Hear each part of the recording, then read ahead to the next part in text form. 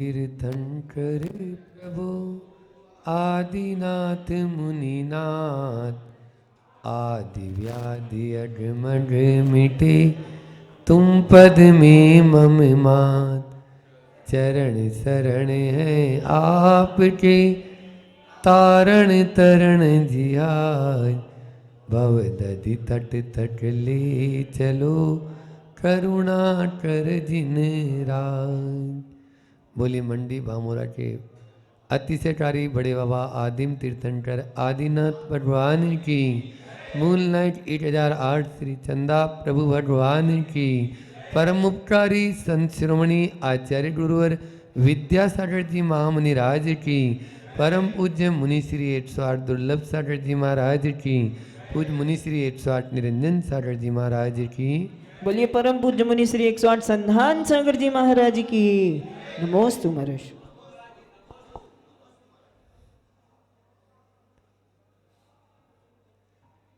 योगी योग परायण है।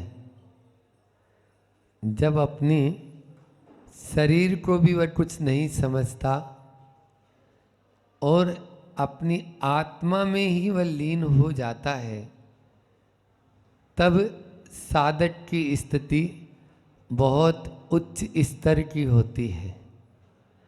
उस उच्च स्तर तक पाने के लिए हमें पहले जो बाहर का वातावरण है उससे डिटैच होना पड़ेगा। अभी तो अटैच हो रखे हैं, हर चीज़ अटैच चाहते हैं, चाहे वो कोई सा भी हो। कमरा भी होता है तो महाराज बिना अटैच के काम ही नहीं। तो ये अटैचमेंट ही हमारे लिए संसार से यानी जो है आत्मा से डिटैच करने में कारण बना हुआ है, वो दूरी बना देता है। ये जितने जो अटैचमेंट है ना, इन संबंधों को छोड़ने के बाद में ही हम उससे नाता जोड़ पाएंगे या एक में एक हो पाएंगे।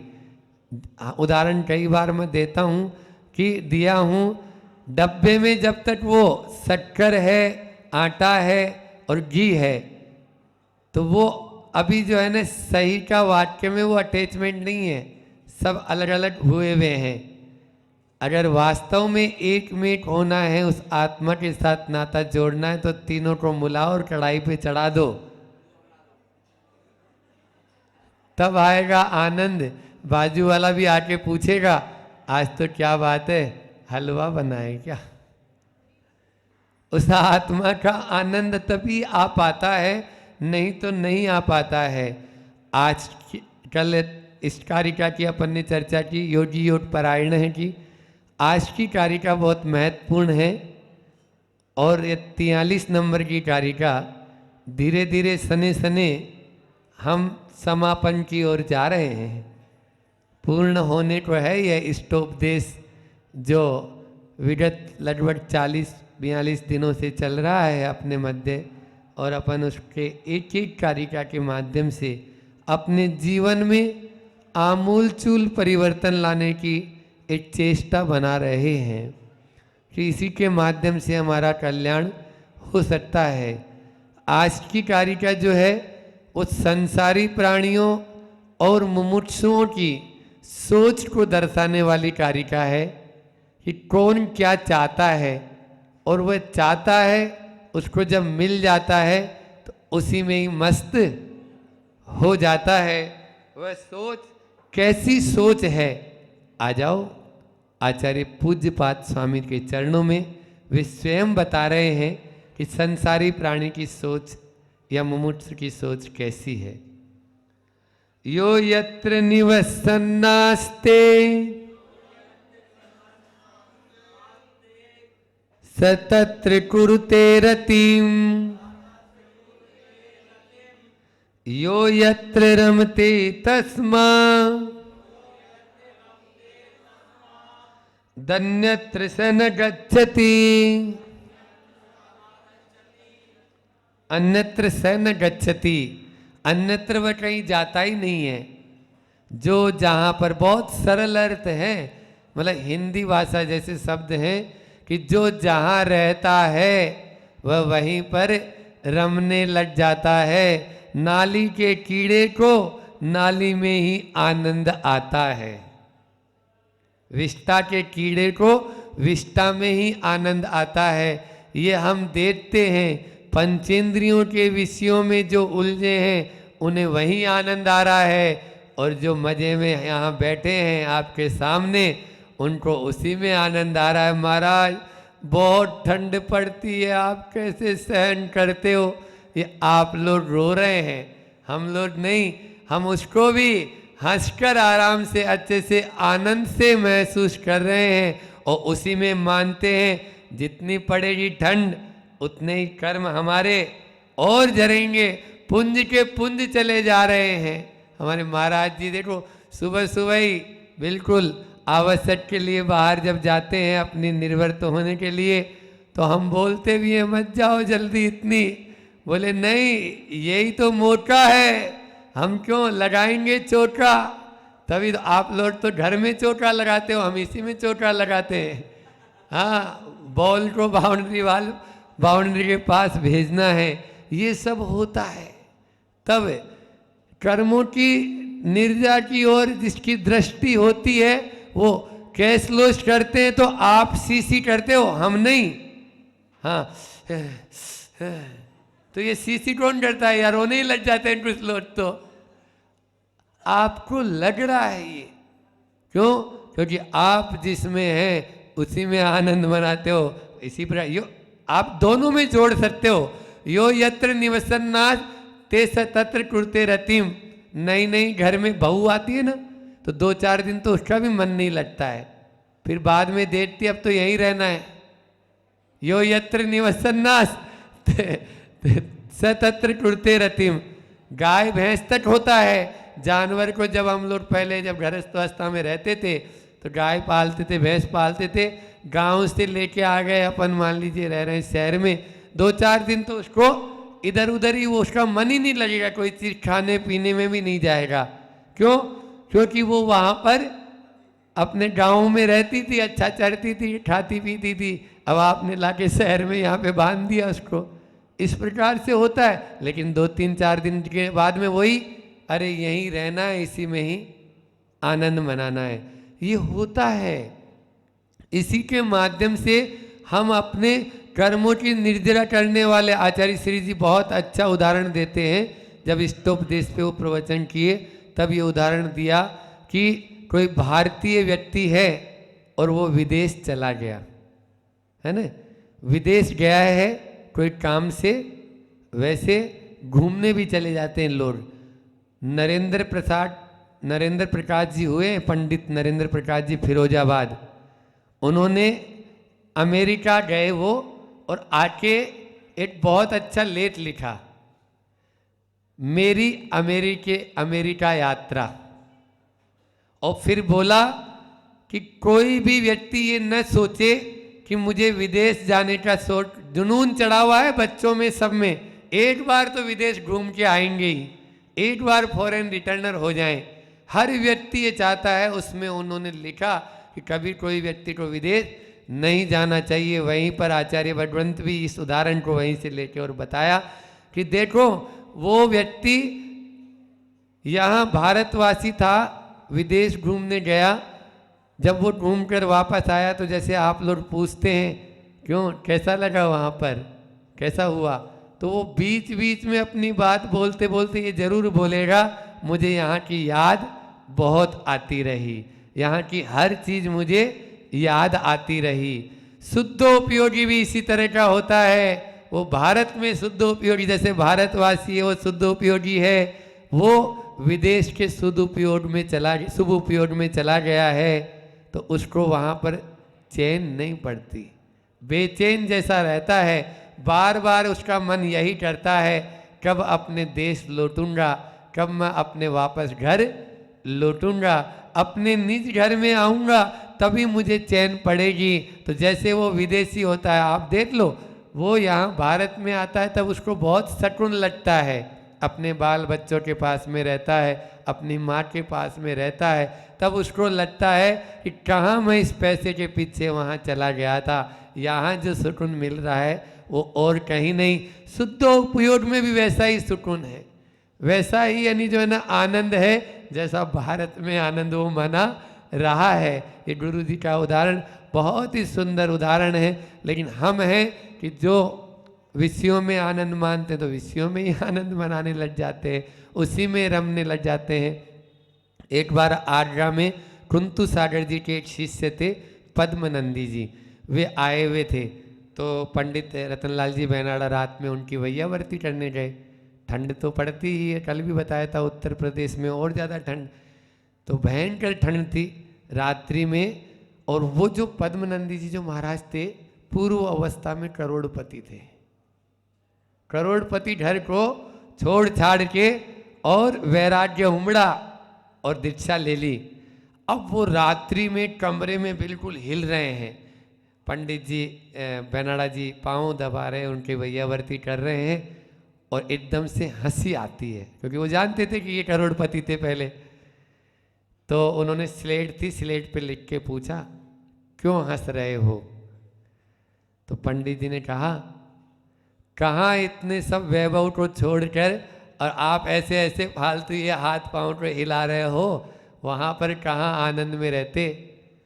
बोले जो आनंद यहाँ है ना वो वहाँ पर तुम्हारे यहाँ पर नहीं है, तुम्हारे पास में नहीं है। तब पंडित जी को तुरंत उन्होंने लिख के बताया, तुरंत ही उनको समझ में आई कि पंडित जी वाकई महाराज जी सही बोल रहे हैं कि जो आनंद यहाँ मेरी आत्मा में है, जो आनंद यहाँ इस अभी जो मुझे रत्नत्र के साथ आ रहा है, उसका कुछ भी नहीं मिलेगा। सो इंद्र नाग नागेंद्र के ना ही कहो। वहाँ पे 6 डालाकार भी कह रहे हैं कि वो एक पल का आनंद भी, उसके अनुभूति भी वो कोई इंद्र नाग नागेंद्र मतलब कोई को भी नहीं है। चारों गतियों के नरेशों को ले लो, राजाओं को ले लो, किसी को भी वो आनंद नहीं है जो आनंद यहाँ पर है। इसमें जो आनंद है, तब वो पंडित जी कहते हैं महाराज सही कह रहे हो, आपके तो 22 ही परिसय हैं, हमारे परिसय कितने? और आपके देखो हमारे लखपति जी बता रहे हैं 22,000, जितनी जीरो जोड़ लो उतने ही है, पल पल परिसय में है। तो आनंद में कौन है, हम या आप? बोलो हाँ। इसलिए कभी ऐसा नहीं समझना ये मार्ग वो मार्ग है जिसमें केवल आनंद ही आनंद है। हम जहाँ पर रहते हैं वहीं पर रमने लग जाते हैं। कैसी परिणति होती है? उस सुअर का उदाहरण या कुत्ते का आपने सुना होगा कि एक नाली के अंदर वो कुत्ता था। एक बार देवदूत स्वर्ग से आया था यहाँ का सफ़र करने, यहाँ देखने, चलो आज मृत्य लोक में चलते हैं, वहाँ पर मनुष्य लोक में क्या कैसे रहते हैं। जब देखा अरे बामोरा के पास में एक नाली में सुअर का बच्चा देखो तड़प रहा है, उसको लगा कि इसको बाहर निकाल दूं। उसने हाथ से पकड़ के बाहर निकाला और उसने अपना ऐसे ऐसे फटकारा मुंह, जिससे कि वो देवदूत के जो कपड़े थे वो भी गंदे हो गए। लेकिन फिर भी उसने परवाह नहीं की। उसने बोला बेचारा बड़ा कष्ट में है, बोल चल मेरे साथ में स्वर्ग में ले चलता हूँ तुम्हें, तुम्हें स्वर्ग में ले चलता हूँ। एक बार की वो तैयार भी हो गया वो सुअर का बच्चा। लेकिन थोड़ी देर बाद में पूछता है क्यों वहाँ पर ऐसी नाली है या नहीं है? वहाँ आपके स्वर्ग में ऐसी नाली है या नहीं है? बोले क्यों? बोले मुझे इस नाली में ही बहुत आनंद आ रहा है, इस नाली में ही बहुत, क्योंकि वहाँ तो डस्ट प्रूफ, वाटर प्रूफ और फायर प्रूफ सब है। स्वर्ग में कुछ नहीं है। सब जो यहाँ पर आपको मिलेगा ये धूल धक्कड़, ये कंकड़ पत्थर, ये सब स्वर्ग में मिलने वाले अब नहीं है। तो इसलिए बोलता है तब आपके साथ में मुझे नहीं जाना। यो यत्र निवसन्नास्ते स तत्र कुरुते रतिम, जो जहाँ पर रहता है वहाँ से वो जाना ही नहीं, वही रति मनाने लगता है। आचार्य एक सेठ थे अरविंद का, राजा अरविंद का उदाहरण आपने सुना होगा। निमित्त ज्ञानी के द्वारा पता लगता है तुम 3 दिन बाद में मरोगे और मरकर अपने ही घर के जो शौचालय है उस शौचालय सोच कूप में कीड़े बन जाओगे। अच्छा ऐसा हो जाएगा? उसने अपने बेटे को बोला, बेटा मैं मरूंगा और यहीं पर कीड़ा बनूंगा, तुम मुझे मार देना ताकि वो कष्ट सहने नहीं पड़े। ठीक है, बेटे ने हाँ भर ली। इधर वो 3 दिन बाद में मरा और अपने ही शौच कूप में बिलबिलाता हुआ कीड़ा हो गया। ये लाठी लेके उसको मारने के लिए जैसे ही दौड़ता है, वो अंदर की ओर घुस जाता है। ये स्थिति होती है। क्यों? क्योंकि वो वहां पर ही एक आता है त्रियंच आयु और त्रियंच गति, है ना। त्रियंच आयु जो होती है वो अशुभ है और त्रियंच गति को शुभ बताया। क्यों? त्रियंच आयु में कोई जाना पसंद नहीं करता है, लेकिन त्रियंच गति से कोई निकलना पसंद नहीं करता है। इतना मार पड़ती है, इतना वो यानी भूखे प्यासे रहते हैं, लेकिन फिर भी उनको उसी में ही आनंद आ रहा है। अभी उदाहरण आपके सामने मैंने बता दिया कि वो नाली का कीड़ा, विष्टा का कीड़ा उसी के अंदर वापस घुस गया। वो उस लाठी के द्वारा मरना पसंद नहीं कर रहा है। ये होता है, इसलिए वो वहाँ से जाना ही पसंद नहीं करते हैं। और ये स्थिति हम सबकी है, ऐसा नहीं है कि उसी की है। हाँ, अपन ये उदाहरण जितने भी दे रहे हैं ये धारण करने के लिए दे रहे हैं, नहीं तो उदाहरण को उदाहरण ही नहीं, ये धारण क्या अपनी आत्म तत्व की ओर रुचि जगाने के लिए कर रहे हैं। आचार्य भगवंत भी इन पंक्तियों के माध्यम से अपनी वह बात कह रहे हैं। जो भी मानव निवास करता जहाँ कहीं भी पाया है, नियम रूप से उसने अपना वहाँ राग दिखलाया है। वहीं पर वो राग दिखलाते रहते हैं जहाँ पर वो पाया जाता है। भाव चाव से जहाँ रम रहा, जीवन अपना बिता रहा, उसे छोड़कर कहीं न जाता, छंद यहाँ ये बता रहा। ये छंद ये बता रहा है, बहुत सुंदर है। उसे छोड़कर कहीं न जाता, स तत्र आता है ना, दन्यत्र अन्यत्र स न गच्छति, अन्यत्र स न गच्छति, अन्यत्र वह जाना ही नहीं चाहता है, नहीं जाता है। यह स्थिति है तो क्या करें महाराज? इतनी बात तो हो गई, अपनी कारिका की बात तो हो ही चुकी है। इसमें बात यही है कि आप अपने मन को जैसे डाइवर्ट कर देंगे ना, इसको जैसी रुचि में लगा देंगे ना, वैसा ही हो जाएगा। तो इसलिए इस इष्टोपदेश का रोज पाठ करो। रोज पाठ करेंगे तो रोज आपको याद रहेगा।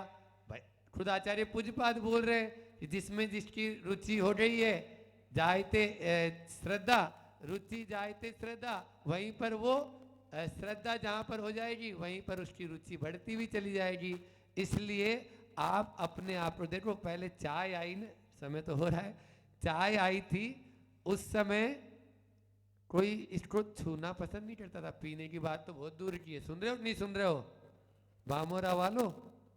हाँ, चाय आई थी तो छूना पसंद नहीं करता था, पीने की बात तो बहुत दूर है। तो फ्री में पिलाते थे चाय को। क्या करते थे अंग्रेजों के जमाने में? फ्री में पिलाते थे कि ये इसकी जबान पे आ जाए, इसकी जीभ पे लग जाए।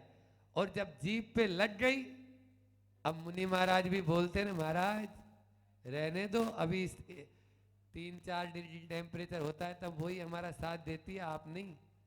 अच्छे आराम से चुस्की लेते हैं उसके साथ में। उसमें कितना पाप हो रहा है ये तो देख ही नहीं रहे। तो यो यत्र, वो चाय जिसको छूना पसंद नहीं कर रहे थे, आप कैसे पीना पसंद कर दिए? वही शराबी की हालत है। शराबी वो एक दिन में नहीं बनाए, उसको पहले पानी में डाइल्यूट करके थोड़ी पिला दी और बाद में ओरिजिनल थोड़ी सी पिलाई और फिर ब्रांडी और कौन कौन सी आती है वो चलने दो। तो वो उसके बिना रह ही नहीं पाता है।